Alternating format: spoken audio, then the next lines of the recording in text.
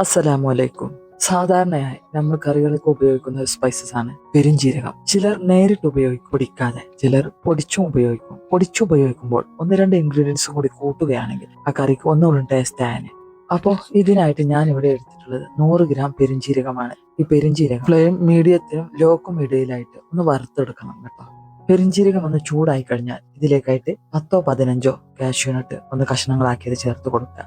ഒരു പിടി കറിവേപ്പില ചേർത്ത് നല്ലപോലെ ഒന്ന് ഇളക്കി യോജിപ്പിക്കുക. പിന്നെ 1 ടീസ്പൂൺ കുരുമുളക്, മുഴുവൻ കുരുമുളകും ചേർത്ത് നല്ലപോലെ ഒന്ന് ഇളക്കി യോജിപ്പിക്കുക. പെരിഞ്ജീരകത്തിന്റെ നിറം മാറിപ്പോകരുത് കേട്ടോ. ഇതിന്റെ മൂപ്പ് എത്രയാണെന്ന് ചോദിച്ചാൽ പെരിഞ്ജീരകം ഒന്ന് പൊട്ടി തുടങ്ങും. കറിവേപ്പില കൈകൊണ്ട് ഇങ്ങനെ ഞെരടിയാൽ പൊടിഞ്ഞു പോകും. ഈ സമയമാകുമ്പോഴേക്കും നമുക്ക് ഫ്ലെയിം ഓഫ് ചെയ്യാം. ഫ്ലെയിം ഓഫ് ചെയ്തിട്ടും നല്ലപോലെ ഒന്ന് ഇളക്കി യോജിപ്പിക്കുക.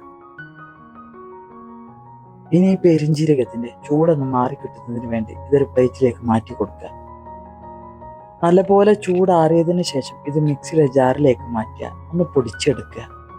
ഇപ്പോൾ ഇത് നന്നായി പൊടിഞ്ഞു വന്നിട്ടുണ്ട്. ഇനി ഇത് ആ പ്ലേറ്റിലേക്ക് തന്നെ മാറ്റിയിടാണ്. ഇതിന്റെ ചൂട് മുഴുവനായി മാറിയതിനു ശേഷമാണ് നമ്മൾ എയർ ടൈറ്റ് ആയിട്ടുള്ള ഒരു പാത്രത്തിലേക്ക് മാറ്റി കൊടുക്കുക. തണുപ്പടിക്കാത്തൊരു ഭാഗത്തേക്ക് ഇത് മാറ്റി വെച്ചാൽ 1-2 മാസം വരെ നമുക്കിത് കേടുകൂടാതെ ഉപയോഗിക്കാം.